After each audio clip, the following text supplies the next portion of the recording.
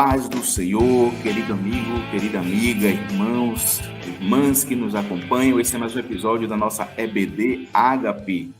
Hoje vamos tratar aqui do livro de Isaías, eu com meu irmão Breno.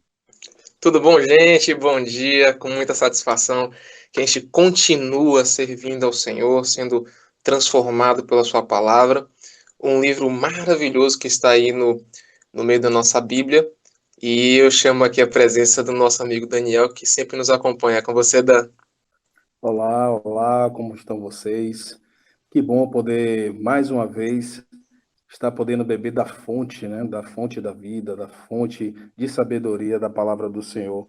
E hoje temos aqui também a presença mais do que ilustre. Fala, Jaque. A paz do Senhor, meus irmãos. É com muita satisfação que hoje eu faço parte, né, da Escola Bíblica presente, que eu estou presente aqui falando com vocês. E vamos compartilhar esse conhecimento, vamos aprender junto, né, estudando aí o primeiro livro dos livros proféticos do Antigo Testamento. É isso aí, que bênção. É muito bom mesmo estar aqui com esse grupo online, crescendo, mas assim, um material composto por pessoas maravilhosas, pessoas que vêm se dedicando, e aos pouquinhos vocês vão conhecendo outras pessoas que virão, que participarão, que darão sua contribuição, porque estão sempre conosco pessoalmente, e alguns estarão também com mais frequência online. É isso aí. Antes de iniciarmos o estudo do livro e falar propriamente do livro, vamos orar. Senhor Jesus, nós te damos graças por este dia, por este momento. Muito obrigado, Senhor, pelo teu sacrifício na cruz. O sacrifício que nos trouxe a paz, que nos traz a paz. Muito obrigado, Senhor, porque por causa daquele sacrifício, hoje nós somos oferta. Hoje nós temos acesso ao Pai. Hoje nós podemos ver revelações da glória porque fomos conectados novamente ao Pai. Muito obrigado, Senhor Jesus, pela tua obra redentora. Senhor Jesus, traz, através do nosso amigo Espírito Santo, a revelação, a novidade, aquilo que a gente não conseguiu ver, aquilo que a gente não conseguiu entender, aquilo que nossos irmãos que nos ouvem querem ouvir. O Senhor sabe, o Senhor conhece todos os corações. Ajuda-nos, Senhor, e faz a tua obra através de nós, para a honra e glória do nosso Senhor Jesus Cristo, do seu nome, daquele sangue que foi derramado, vertido na cruz. Amém. E amém. Amém. Então, vamos lá. Para ser sincero, eu não sei nem por onde começar. É muita preciosidade, é muita informação. Eu me sinto como se estivesse hoje na maior biblioteca do mundo e eu não conheço, por exemplo, o índice, o sumário, não sei onde está o computador que fala sobre os arquivos dessa biblioteca. Alguém abriu para mim a porta dessa biblioteca, eu me deparei com muita informação, muita preciosidade e fiquei admirado com isso. É assim que eu me sinto hoje diante do livro de Isaías. Porventura, você, irmão, que me ouve perguntar, mas a gente está falando de um livro e você fala de uma biblioteca. Pois bem, inclusive, nosso irmão pastor Flávio, ele fez uma pergunta na nossa reunião presencial, né? E ele fala assim, pastor, o que você acha da definição, né, que alguns tratam o livro de Isaías como uma pequena Bíblia? Então, é verdadeiramente uma definição bastante carinhosa para tratar desse livro. Por que bastante carinhosa? Porque ela vai tratar de uma particularidade do livro de Isaías, dando uma roupagem bastante interessante, profunda, mas que facilita nosso entendimento. verdadeiramente a gente poderia dizer que Isaías, o livro de Isaías é uma pequena Bíblia, uma Bíblia em miniatura, né? Pela sua organização, pelas suas similaridades em termos de organização enquanto livro. E a gente vai avançar nesses pontos, tá bom? Vamos ler Isaías 1, verso 1. Pegue sua Bíblia. Como está gravado, você poderá ouvir outras vezes, mas, como sempre, eu recomendo que você pegue um papel, um lápis, uma caneta e comece a fazer suas notas, até porque o Espírito Santo vai revelar coisas ao seu coração e você precisa anotar, senão você perde. Esquece, a mente humana, ela não consegue acompanhar o nível das revelações, então a gente precisa anotar, senão a gente perde. Isaías 1, verso 1, diz assim: visão de Isaías, filho de Amós, a qual ele viu a respeito de Judá e Jerusalém, nos dias de Uzias, Jotão, Acás e Ezequias, reis de Judá. Ponto. A gente poderia ficar somente nesse estudo aqui, se a gente fosse realmente dedicar tempo às análises política e histórica do livro de Isaías. A gente não pretende exaurir isso, a gente vai fazer aqui uma exposição para clarear para você, para nós, e aí a gente avança, tá bom? Você em casa dedica mais tempo. Então, quando a Bíblia diz filho de Amós, inicialmente há uma distinção aqui, tá? Esse Amós, na pronúncia, é a mesma coisa do que a gente falar do profeta Amós, né? E por ser profeta, talvez alguém imagine que seja, né, uma linhagem profética e tal, mas não é. Esse Amós aqui foi pai de Isaías, não se tem muita exposição sobre a linhagem dele, né? Mas a tradição judaica, os estudos históricos judaicos, fala que esse Amós é neto de um homem chamado Joás, e essa família era uma família de reis, né? Então, inclusive, a gente vai ver que nesses estudos, Isaías, ele é primo de Uzias. Esse Uzias que reinou quando ele começou o ministério dele. Então, biblicamente falando, eu ainda não consegui atestar isso, mas é uma convenção, tá certo? Isso é tratado já como uma coisa certa por esses estudos arqueológicos e históricos. E a gente vai ver também, não sei se hoje, mas falaremos sobre comprovações arqueológicas e históricas sobre fatos ocorridos no livro de Isaías. Fatos que muitas vezes atribuíram ao livro como uma questão força de expressão, ou tipo, aquilo que a gente fala em português assim, é porque quis dizer algo, mas não. A história fala sobre fatos, a história comprova hoje, a arqueologia comprova hoje fatos ocorridos no livro de Isaías. Pois bem, o verso 1 nos mostra que o ministério de Isaías ocorreu durante o reinado de Uzias, Jotão, Acás e Ezequias, quatro reis de Judá. O reinado desses homens, se você for somar, depois eu falo aqui do tempo de reinado de cada um, você vai ver que vai dar mais do que o tempo em que Isaías viveu.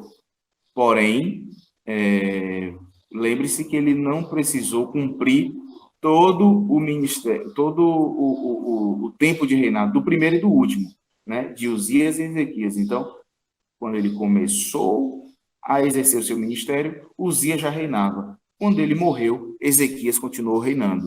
Então, por isso, né, 4 reis, que somados vai dar mais de 100 anos.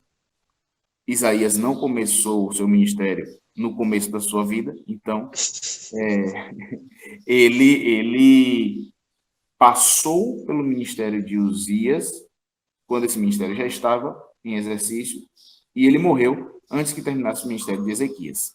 Esse é o primeiro ponto que você precisa anotar, e a gente vai avançar já já. Brenão queria fazer alguma pontuação? Jaque, Daniel? Começar por Breno. É muito interessante essa questão da gente colocar o momento, né? Você que vai ler sua Bíblia, aqui na Escola Bíblica a gente incentiva muito vocês a lerem, né? Para que você entenda o contexto todo do livro e entenda em que momento as palavras de Isaías foram colocadas. Então, é muito legal, por mais que às vezes pareça extensivo, né? Mas não, você entender o momento vai fazer com que quando você estiver vivendo esse momento na sua vida, você se lembre das palavras de Isaías e lembre do que Deus direcionou a Isaías naquele momento. Então, que seja muito preciosa essas palavras, né? De você até pesquisar quem foram esses reis, qual era o momento de Judá, vocês vão ver isso no livro, e poder aplicar para a sua vida. É isso. Jaque. Concordo com vocês, né? E assim, como o senhor mesmo já falou no início, né? Esse capítulo, ele nos remete, esse versículo, ele nos remete ao entendimento que nós já vimos anteriormente, de que houve uma divisão de reinos, e aqui a gente está falando do Reino do Sul, Isso. né? E aqui a gente está falando do Reino do Sul. Então, a gente tem que pegar todo o conhecimento, né, histórico e estar trazendo sempre um alinhamento para poder saber em que momento é que cada coisa está se passando e em que região geográfica também está acontecendo. Exatamente. Né? A importância, né, como o Breno falou, como o Jaque trouxe, e aí eu quero reforçar também que você, irmão, você, irmã, se debrucem mesmo, busquem mais informações, com a leitura, após vocês ouvirem, né, esse podcast, que voltem, peguem os versículos, leiam, se debrucem, busquem conhecer um pouco mais da palavra e conhecer um pouco mais de Isaías.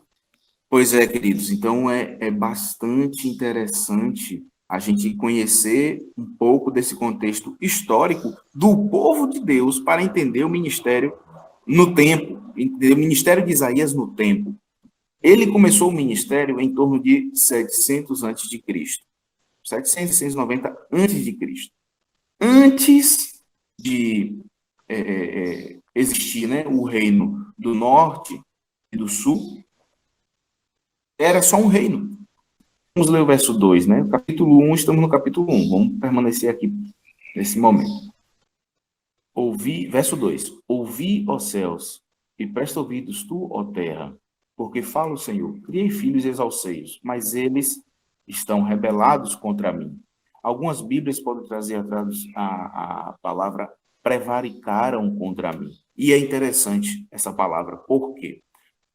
Prevaricação é um crime, é um tipo penal, é uma conduta que transgride a lei, qualificada, lógico, transgrediu a lei, crime. E só comete prevaricação o servidor público, ou seja, é alguém que tem uma função, mas ao invés de exercer essa função, trazendo o benefício para o seu empregador, para as pessoas a quem ele atende com aquela função, ele aufere vantagem, benefícios para si. Ele desvia a finalidade da sua função, ganhando com isso. Isso é a prevaricação. E algumas Bíblias podem trazer esse tipo penal como a redação aqui, né? Deus falando sobre o seu povo. Eles prevaricaram contra mim. Eles estão rebelados contra mim. Verso 3. O boi conhece o seu possuidor e o jumento a manjedoura do seu dono, mas Israel não tem conhecimento. O meu povo não entende. Vamos parar aqui. Por quê? Lá no verso 1, a Bíblia fala Judá e Jerusalém. Aqui no verso 3 está falando Israel. E há uma diferença nisso. E esse ponto aqui tem informação bastante relevante nesse contexto histórico, para você entender. Pelo seguinte, tínhamos apenas um povo, que era Israel, né? Que veio, né, de Jacó, as 12 tribos, e essas 12 tribos, elas permaneceram até Salomão. Após Salomão, vem a divisão. Vindo a divisão, aí a gente começa a ter reis para Judá, reino do sul, e reis para Israel, reino do norte. Quando aqui no verso 3 fala Israel, ele remete ao princípio onde todo o reino se perdeu. A gente vai fazer leituras aqui consequentes, onde você vai poder inferir. Se você pensar de uma outra forma, não há problema, porque não está claro, mas é algo que eu, por exemplo, tive entendimento que muitas vezes Deus está falando de um erro de uma parte do povo, mas que a culpa cai sobre todos. Porque Deus não olha um e outro. Ou melhor, Deus não olha um ou outro, Deus olha um e outro. Ou seja, Deus, ele continua vendo como um só povo. O fato deles terem se separados não faz com que o erro de um não toque a história do outro. Até porque muitos erros aconteceram porque eles se separaram. Então, voltando à divisão dos reinos, Isaías, ele fala no momento em que ele está nos falando para os reis de Judá. Antes de Azarias, desculpe, gente, antes de Uzias, que também o nome é Azarias, a gente tem o reinado de, deixa eu ver aqui, 3, 4, 5, 6, 7, 8, 9 reis de Judá. Então, a história, ela tem um passado aqui antes, que você precisa ir aos livros de Samuel, e Crônicas, Reis, para você entender melhor um pouco aqui esse contexto histórico de Isaías. Pastor, mas para eu ler Isaías eu preciso ler os outros? De preferência, sim, porque você vai ter propriedade para falar, porque você vai entender todo o contexto. Mas se você não ler, você vai receber essa palavra pelo Espírito. Beleza? Gostaria de deixar para você aqui 2 Crônicas 26, 27, 28 e 29. Já vai te ajudar a você ver a história tratando desse ministério de Isaías, falando dos reinados, né, de Uzias, Jotão, Acás e Ezequias, respectivamente. Isso também não está lá em Reis, não necessariamente, porque Reis vai tratar dos dois reinos. E Crônicas ele trata só do reino do sul, do reino de Judá. Não é isso, Jaque? Você que gosta de trabalhar bem essas divisões? Exatamente. E, pastor, eu acho muito interessante quando Deus ele permanece falando, né? O rei de Israel, fazendo referência a um rei, ele é o Senhor de Israel, porque Deus nunca se destituiu, ele nunca rejeitou o povo dele. Mesmo o povo tendo se prostituído, e mesmo o povo tendo rejeitado a Deus, né? E como aconteceu primeiro no Reino do Norte, por isso que durou até menos tempo, né? Caiu primeiro, durou cerca de 250 anos. Mesmo assim, Deus permanece se referindo a Deus de Israel, porque foi o povo quem rejeitou a Deus. É isso aí. Glória a Deus. Pelo nosso Deus. Então, fazendo, né, essa breve introdução, só para lhe situar historicamente, agora a gente vai falar realmente da composição do livro. E depois a gente volta ainda para o capítulo 1. Tudo isso nós falamos de apenas 3 versos. Antes de avançar, Brenão. Uma coisa que é interessante, né, até para a gente colocar e ficar ainda mais claro, né, para todo mundo.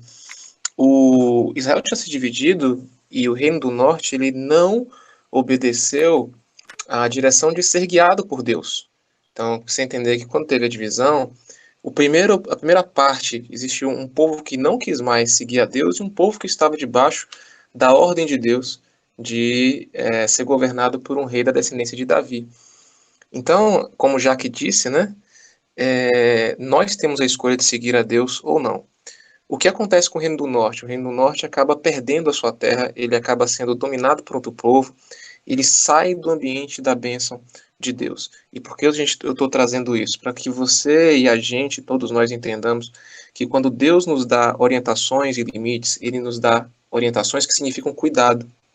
Ele nos dá um cuidado que a gente pode seguir e que a gente pode ter a plenitude da vida de Deus. Nós escolhemos. Parte do povo, 10 entre 12 tribos, escolheu não ficar mais debaixo do governo de Deus. E eles sofreram. Eles acabaram sendo exilados, indo para outra terra, sendo dominados por outros povos que podiam estar oprimindo eles, né? E duas tribos, que vai ser chamada do reino de Judá, continua fiel a Deus até um ponto. E aí a gente vai ver o ministério de Isaías se desenvolvendo e mostrando o que acontece com esses reinos. Então, aplicando diretamente para a nossa vida, nós continuamos tendo a liberdade de escolher estar com Deus ou não. E o que o pastor e mestre Guilherme leu, né, em relação do livro de Isaías, é que Israel não entende, porque Deus compara Israel com 2 animais. Ele fala assim, ó, se os animais conseguem, vocês foram piores do que os animais. O boi reconhece o seu dono. O boi reconhece aquele que dá o alimento. O boi reconhece aquele que dá cuidado. O jumento conhece a manjedoura. A manjedoura é o lugar onde o jumento talvez durma, onde ele tem um aconchego, onde ele tem segurança. Ou seja, os animais conseguem reconhecer. Porém, Israel, e aí traga Israel agora para você, porém, o meu povo não entende isso. O meu povo não tem a gratidão, o meu povo não percebe, não entende, não concebe de que eu sou um rei que cuido de todas as coisas e que dê orientações maravilhosas para que você viva. Então, quanto a nós, é muito importante entender as orientações de Deus, saber que Deus tem cuidado com a nossa vida e, quando alguém falhar, não somente tentar trazer aquela pessoa de volta, mas que seja um exemplo para você. Você que está de pé, cuide que não caia. Judá teve o exemplo do que aconteceu com o Reino do Norte, mas acabou errando também e não trazendo aquilo como algo sábio para a sua vida. Tá? Então, que a gente possa observar quando as pessoas erram ou quando nações erram, tentar sim ser instrumento de Deus para que elas voltem a Deus, mas ficar muito atentos para que a gente não caia no mesmo erro. Pois é, interessantíssimo mesmo isso. E um detalhe, quero ouvir meu irmão, minha irmã, você que nos ouve agora, deixa o seu comentário, quero ouvir não, né? Quero ler o seu comentário sobre a semelhança entre as 12 tribos e os 12 espias. Dá uma estudadinha aí, fala com a gente. Se você viu semelhança, se você não viu. Se você viu, por quê? Se você não viu, por quê? Apesar dos 2 ambientes, eles estarem reunidos em 12. Um eram 12 tribos e outro eram 12 homens. Fala com a gente aí nos comentários, nos ajuda, traz essa luz aí, que você é um instrumento de Deus e Deus vai te usar poderosamente nesse estudo bíblico. Amém? Vamos lá, conto contigo, querido. Então, diante desse cenário, vamos retomar aqui um pouquinho agora na explicação sobre o livro de Isaías e já já a gente volta ainda no capítulo 1. Pelo seguinte, quando a gente fala sobre esse alerta que Isaías vem trazendo inicialmente, o livro de Isaías ele é conhecido como Isaías, né, o profeta messiânico. Foi o profeta em que mais trouxe menções sobre Jesus Cristo e a sua vinda, as suas características, enfim, e a sua atuação, né? O ministério de Jesus. Tem um outro ponto também que eu vi e achei interessante, que é o seguinte: Isaías também é chamado de evangelista do Antigo Testamento. Todavia, a gente não vê no livro uma alma que tenha aceitado Jesus, aceitado o Messias, que tenha aceitado, voltado, né, aos caminhos de Deus de Israel, por causa da sua pregação. Isso não deixa de fazer dele um evangelista, uma pessoa que anuncia a vinda do Cristo e a necessidade de arrependimento. Por que eu estou pontuando isso? O fato de você não ter ganho uma vida em alguma obra que você fez, o fato de você não ter levado uma pessoa ao arrependimento em um determinado ambiente, em uma determinada situação, não invalida o seu esforço em Deus. O que você fez está escrito, aquilo que não foi ouvido, não foi lido e não foi recebido, também está escrito. E Deus julgará as obras de cada um, do que falou e do que não ouviu ou não se arrependeu, ou enfim, ignorou qualquer obra que tenha sido feita. Então, Isaías ele pregou muito arrependimento. E esse arrependimento, essa pregação de arrependimento, ela corresponde à primeira parte do livro de Isaías. Observe que o livro de Isaías ele tem 66 capítulos. 66 capítulos, assim como a Bíblia tem 66 livros. A primeira parte do livro de Isaías ela é organizada nos primeiros 39 capítulos. Assim como a Bíblia tem 39 livros no Antigo Testamento, a sua primeira parte. Eu gosto de falar primeira aliança, para não parecer na minha mente que algo ficou ultrapassado no tempo quando eu falo da palavra antigo. Mas, enfim, seja livre. É uma opção minha. Essa primeira parte, ela vai falar de exortações, revela a condição do homem caído, desobediente, perdido, como estamos falando aqui no capítulo 1, e fala sobre a solução para esse caminho errante. Ele vem trazendo já um fundamento para a introdução e desfecho do livro, com uma segunda parte composta por 27 livros, assim como o Novo Testamento tem 27 capítulos, assim como o Novo Testamento tem 27 livros. Nesses 27 capítulos de Isaías, que é a segunda parte, ele vem tratando sobre confronto, assim como Jesus fez, né? No início da segunda aliança, do Novo Testamento, Jesus traz confronto. E, em seguida, esperança, né? Palavras de conserto, lógico, muitas cartas de Paulo, né? Encorajando irmãos, confrontando, né? Expondo algumas situações que estavam acobertadas, mas tudo isso com a finalidade de dizer: arrependam-se, porque ele virá novamente, ele voltará. Em Isaías, na segunda parte, ele apenas fala que ele virá, né? Lógico, depois que Jesus veio, né? Fez a obra expiatória, voltou para o Pai, deixou o Espírito Santo. A segunda aliança, o Novo Testamento diz que ele voltará. Essa é a pequena diferença. Então, quando você estiver lendo o livro de Isaías, já tenha essa ideia na sua mente. É como se você estivesse lendo uma mini Bíblia.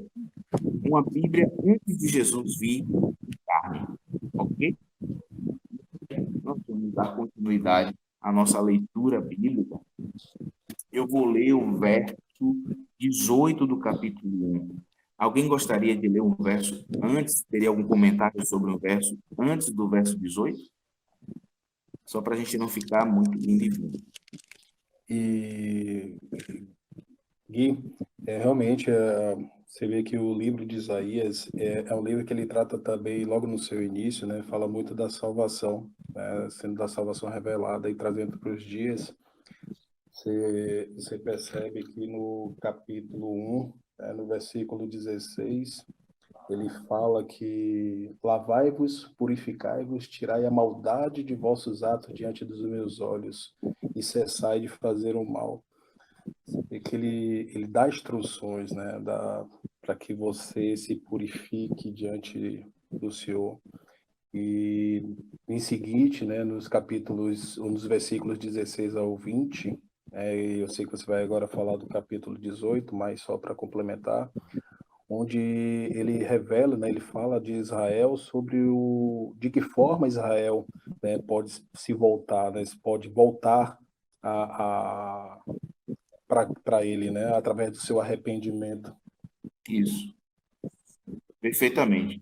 E eu tenho como um dos pilares da minha fé o verso 18 de Isaías. Eu sempre falo aqui na escola bíblica, né? Coloque o seu comentário, traga sua dúvida, questione, fale, e é assim que eu conduzo a nossa escola bíblica presencial, é assim que eu conduzo a minha família, é assim que eu conduzo os meus relacionamentos na minha empresa. Eu digo às pessoas, venha e fale por causa desse verso 18. Vamos ler e eu explico a relação. Diz assim, Isaías 1, verso 18. Vinde então e argue-me, diz o Senhor. Ainda que os vossos pecados sejam como a escarlata, eles se tornarão brancos como a neve. Ainda que sejam vermelhos como o carmesim, se tornarão brancos como a lã. Se quiser e ouvirdes, comereis o bem desta terra. Em algumas versões bíblicas diz, comereis o melhor desta terra. Pois bem, eu tomo esse versículo como um exemplo, um fundamento para a minha fé e minha condução, pelo seguinte: Deus falou com Isaías e era para ele trazer questionamentos. Argue-me, quer dizer, faça arguições a mim, faça perguntas. Fale, Isaías, questione, ainda que você esteja todo detonado. Se você quiser e me ouvir, você comerá o melhor dessa terra. Ou seja, Deus está chamando Isaías para um relacionamento. E esse relacionamento, ele só vai ocorrer com esse diálogo, com esse bate-bola. Então, sugiro que nas suas relações, a começar da sua casa, haja espaço para diálogo, haja espaço para as pessoas poderem falar para você aquilo que elas pensam sobre você, sobre o que você faz, sobre os ambientes onde vocês estão envolvidos juntos. É bom ouvir. Não necessariamente elas estarão certas, não necessariamente você estará certo. Uma coisa é que, quando você ouve as pessoas, vocês vão poder alinhar a caminhada, tirar as arestas, e vocês vão ser cada vez mais um só corpo, uma só casa, uma só fala, um só corpo, marido e mulher. Vamos lá. Brenão, gostaria de fazer alguma intervenção aí? Sim, eu, se possível, a palavra do verso 18, ela diz, embora, chama a reflexão, né? Diz, embora seus pecados sejam vermelhos como escarlate. Antes do verso 18, eu gostaria só de ler, porque foi uma palavra que tocou muito na minha vida e que toca muito a nossa forma de se relacionar com Deus, né? Então, a palavra de Deus, ela vai acabar nos lavando e nos ensinando e nos confrontando com a forma que a gente adora a Deus ou como a gente se relaciona com Deus. Gostaria de ler do verso 8, pastor Guilherme, até o verso 18 que o senhor leu, mas ler rapidamente, só para que a gente escute Deus falando. Porque Deus fala coisas muito sérias, né? Sim. E sérias relacionadas agora com você que pertence à igreja, né? Sim. E parecido com o ministério de João Batista, existe primeiro um arrependimento para depois a chamada para a restauração. Por que eu estou trazendo isso? para que a gente também exclua aquela noção da hipergraça, aquela noção de Deus, ele vai trazer para mim uma condição de vida independente do que aconteça. Não. Antes de Deus transformar a sua vida, existe sim um momento de reflexão e um momento de você confessar o que há de errado. E Deus vai dizer o que é certo e o que é errado. Por isso, eu gostaria de ler.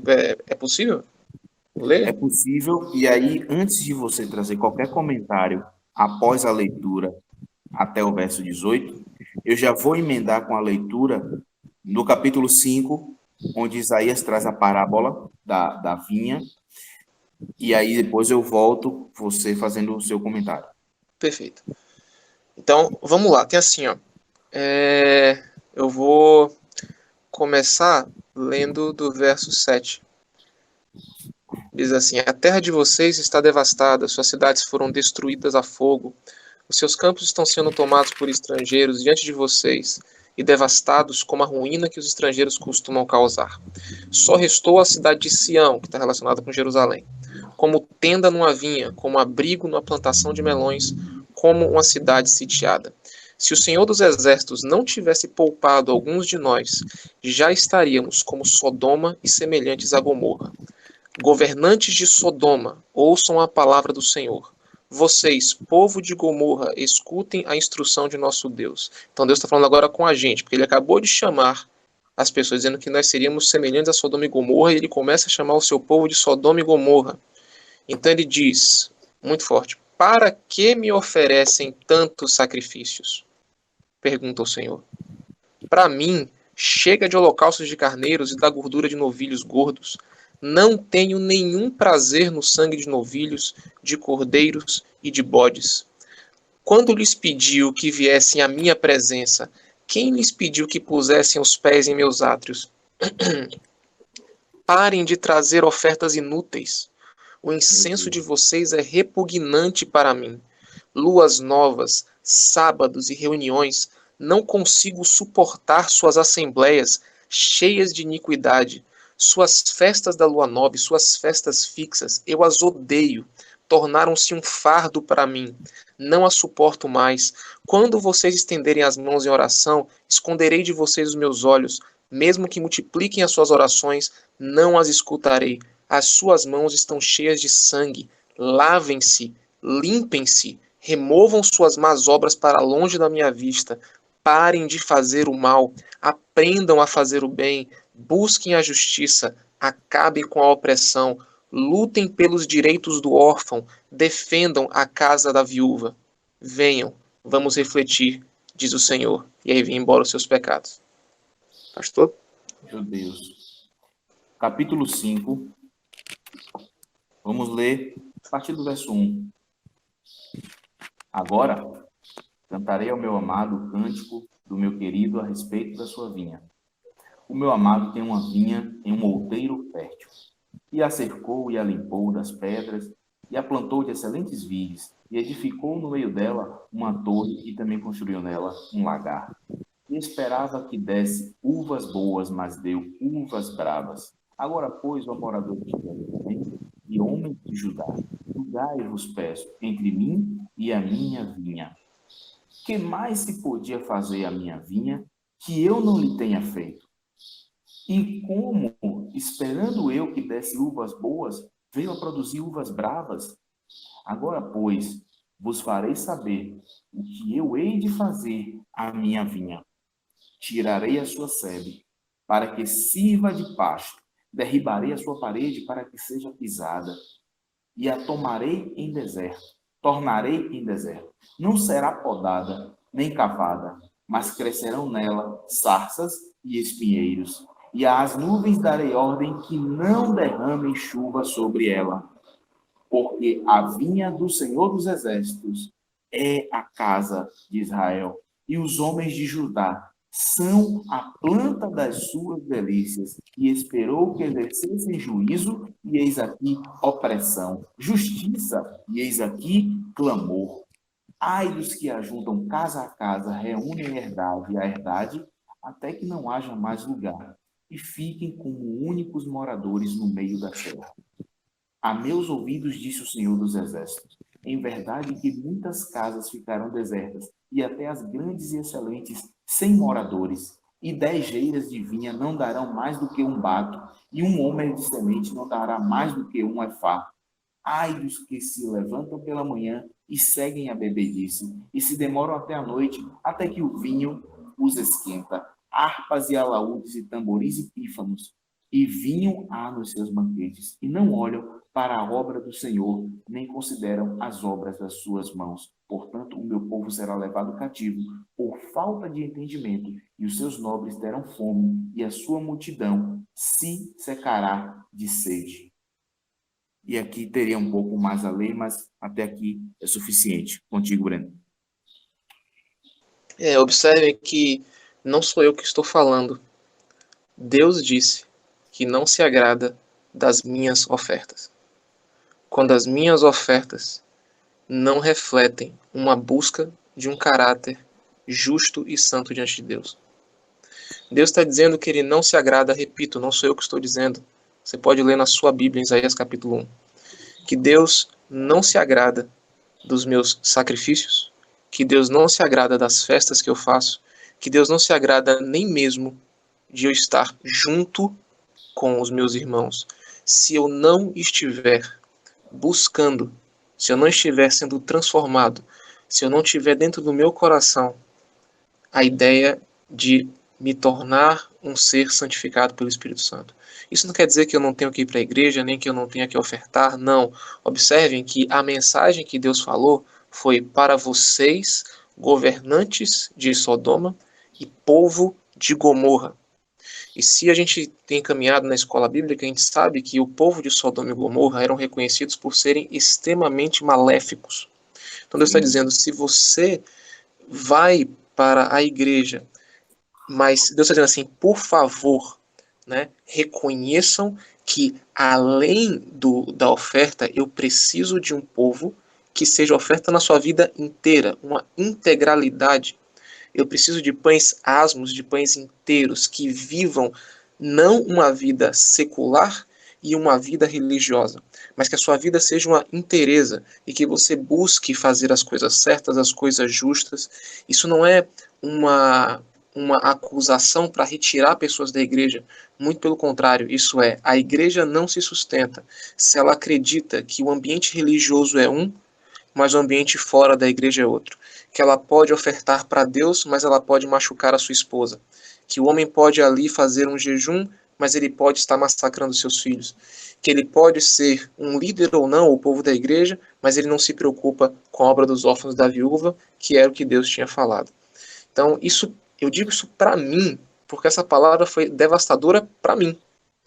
Deus disse que não ouviria as nossas orações. Não é a primeira vez, pode ser a primeira, mas no Novo Testamento o próprio Pedro diz que o homem que trata mal a sua esposa, Deus não ouve oração. Então Deus não faz uma separação do que nós chamamos de vida secular e do que nós chamamos de vida na igreja. Por isso, leia com atenção esses textos, você, digo agora diretamente, meus irmãos, para que nós sejamos lavados, porque esse é o chamado de Isaías 1. Venham, porque aí depois do reconhecimento, depois do tempo de choro que é necessário, do tempo de arrependimento que é necessário, vem o versículo 18, com Deus trazendo esperança.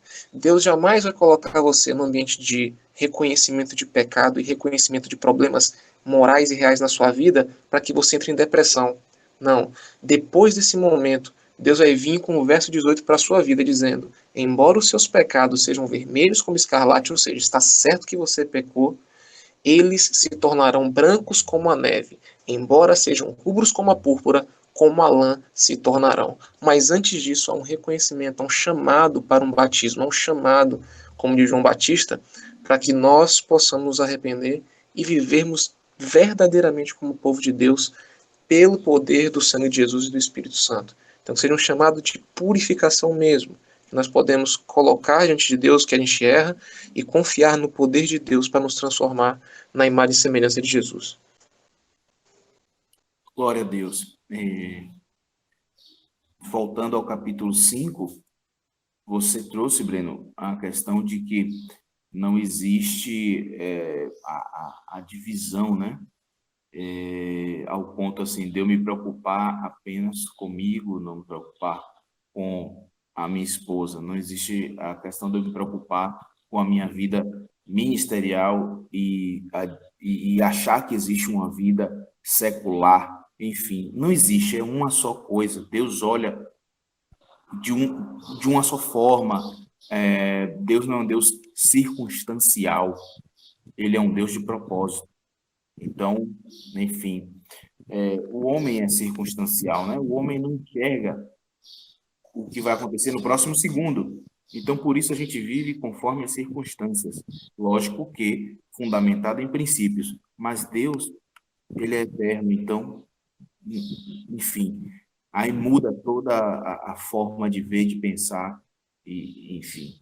Mas vamos lá, a gente tentando clarear para você, meu irmão, aquilo que a gente tem recebido de Deus, o tamanho da sua majestade, a infinidade da sua glória, enfim, a gente está tentando trazer para você o que temos recebido de um Deus eterno. Então, esse Deus eterno, esse Deus indivisível, e que está em todos os lugares ao mesmo tempo, mas não é divisível, não tem como a mente humana entender isso, mas isso é a palavra de Deus nos revela. Ele diz aqui no verso 7 do capítulo 5, porque a vinda do Senhor dos Exércitos é a casa de Israel, e os homens de Judá são a planta das suas delícias. Aí a gente volta para o capítulo 1, quando eu li do verso 1 ao 3. Deus não está interessado apenas no arrependimento de Judá, não está interessado apenas no arrependimento de Israel. O arrependimento, as falhas de Judá não é apenas falhas de Judá, não são apenas falhas de Judá, são falhas também de Israel, assim como a de Israel também são falhas de Judá. Por quê? Porque Deus vê um só povo, um só corpo. Então, não adianta a gente estar orando pela paz em Jerusalém, se a nossa casa não tem paz, se o nosso ministério não tem paz, se a igreja brasileira não vive em unidade. Vamos orar primeiro pela nossa casa, vamos buscar essa unidade em nossa casa, vamos buscar depois a unidade, a paz em nosso ministério, e assim a gente vai evoluindo, porque senão a gente estará pulando etapas e se enganando, porque não adianta existir paz em Jerusalém como uma visão de que, pronto, ocorreu a paz em Jerusalém, Jesus vai voltar e tudo está resolvido.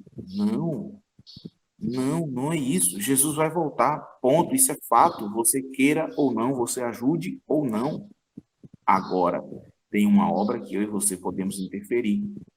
Está pertinho de nós, está do seu lado.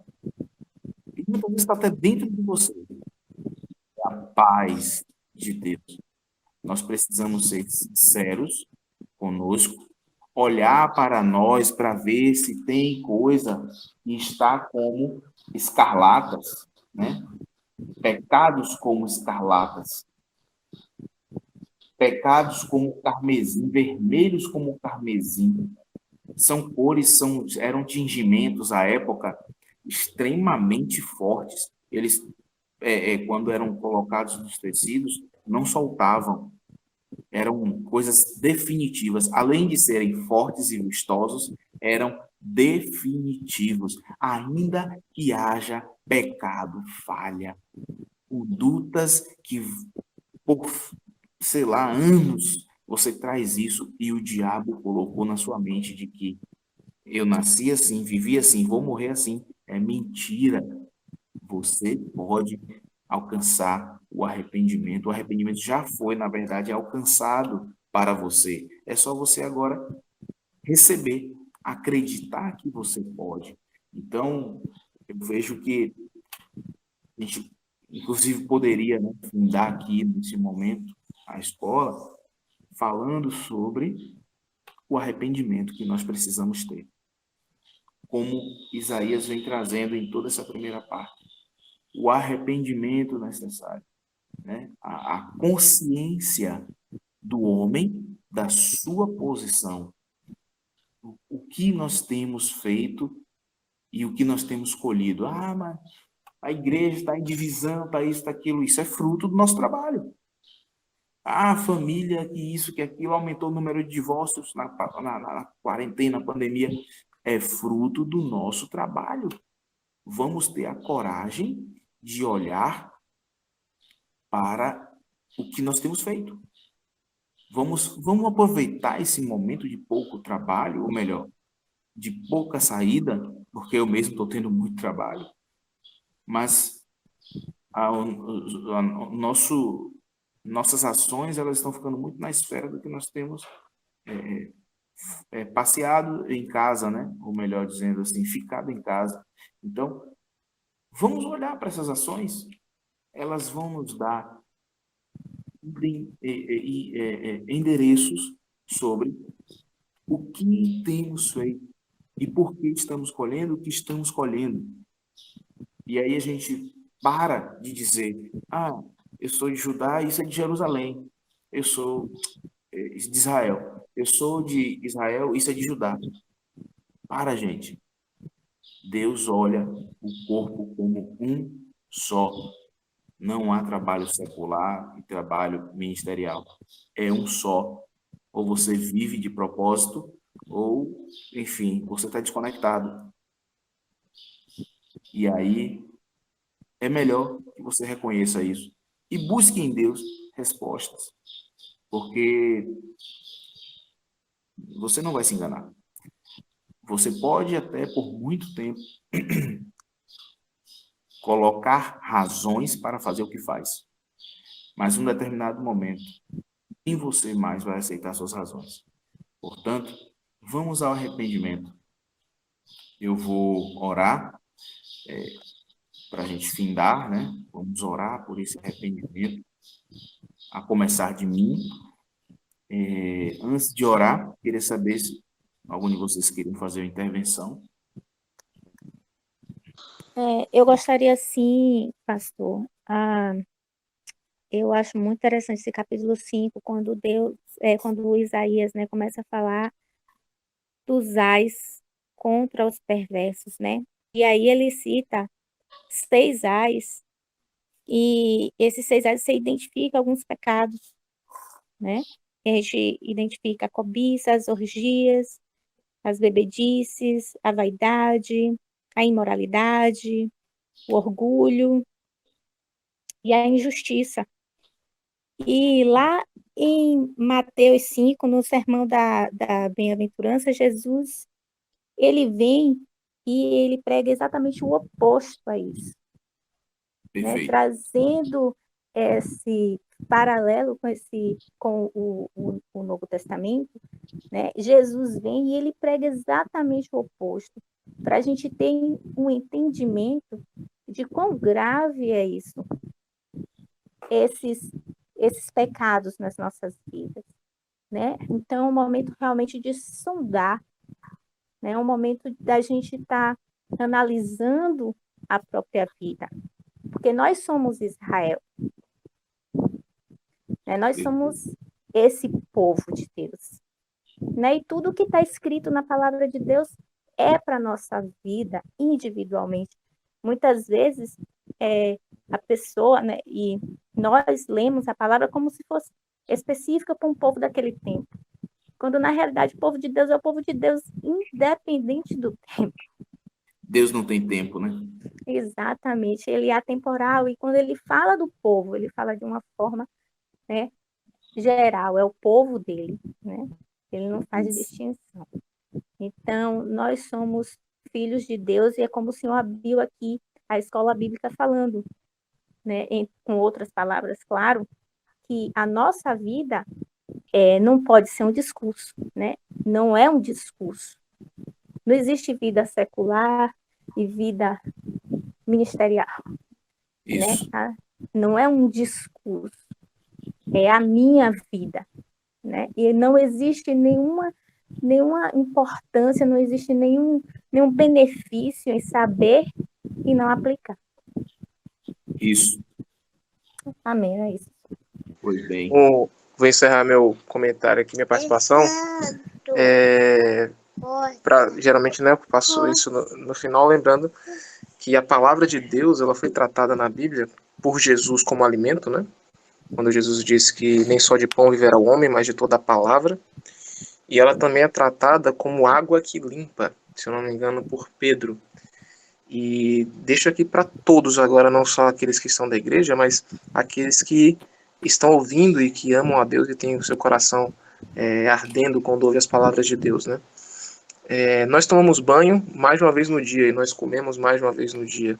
Então nós entendemos a necessidade de se alimentar, senão a gente morre, e de a gente tomar banho, senão a gente adoece. Por isso, o lavar-se, o analisar a sua vida e se colocar diante da palavra de Deus para tomar banho por essa palavra e para se alimentar por essa palavra, não é uma coisa que acontece uma única vez na sua vida, mas é o que acontece durante toda a sua vida. Não para que a gente fique comemorando pecados anteriores, mas para que a gente possa, Deus entende a nossa dificuldade e a gente possa estar se alimentando de Deus e indo de glória em glória, melhorando a nossa situação. Então, é um incentivo para que você leia a sua Bíblia. Deus vai sim, por momentos, nos confrontar, mas o mesmo Deus que faz a ferida e que mostra a realidade da nossa vida é o Deus que estanca, é o Deus que corrige e o Deus que nos transforma na imagem e na semelhança de Cristo, que é a perfeição que nós conhecemos. Tá? Então fica aí um incentivo para todos se expor a sua vida diante da palavra de Deus para serem alimentados, então estarem fortes para agir e para também serem lavados diariamente, como todos nós precisamos. É isso. Glória a Deus. Para finalizar também a minha parte, realmente, como o pastor Guilherme trouxe no começo, que a gente não conseguiria decorrer de forma tão rápida. A gente está ainda no capítulo 1, de acordo com a densidade e a beleza que é esse livro de Isaías, realmente uma mini Bíblia, né, falando de salvação, mas a Bíblia realmente ela é um livro, ela traz muito confronto. A palavra de Deus traz muito confronto, mas também ela traz a solução. Deus traz a solução, né?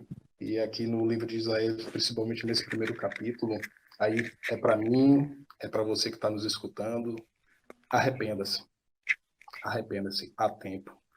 O Senhor, ele trouxe os confrontos. Leia com atenção, busque do Senhor e arrependa-se, há tempo. É isso aí. A palavra é arrependimento.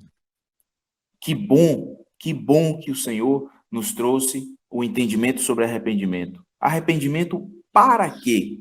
A gente não fica ali, não é angústia, não é tristeza, não é culpa, é arrependimento. Você volta e diz, opa, fiz errado. E agora, Jesus, me ajuda, Espírito Santo, vem comigo. E agora a gente caminha certo. Agora a gente caminha em paz. Essa paz que está no meu coração, que está no seu coração. Assim como diz no verso 18 do capítulo 1, ainda que os pecados sejam como a escarlata, vermelhos como o carmesim, se tornarão brancos como a neve, brancos como a lã. Nós ouviremos ao Senhor e comeremos o melhor desta terra. Isso é para mim, é para você. Tome posse disso. Semana que vem continuaremos com o livro de Isaías e você desfrutará, deleitará desse material. Compartilhe, faça seu comentário, dê um like. Muito obrigado, que Deus te abençoe.